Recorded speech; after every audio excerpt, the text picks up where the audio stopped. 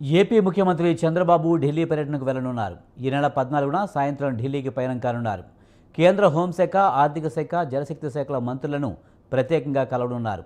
ఇతర శాఖల మంత్రులతోనూ భేటీ అయ్యే అవకాశం ఉన్నట్లు సమాచారం.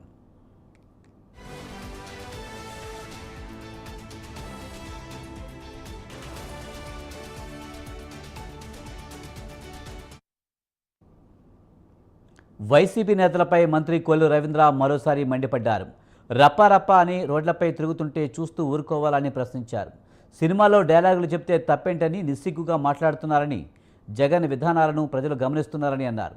ఇలానే ఉంటామంటే 11 నుంచి 1కి పడిపోవడం ఖాయమన్నారు.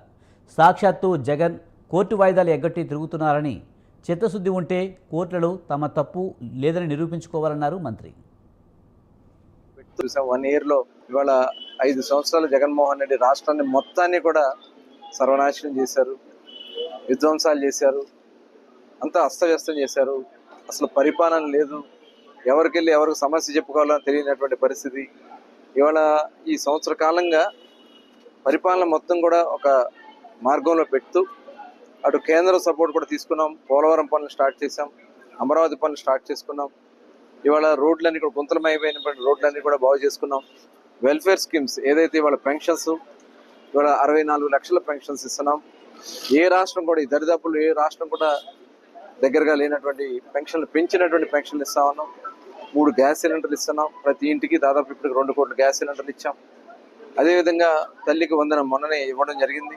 చూసాం 1 ఇయర్ లో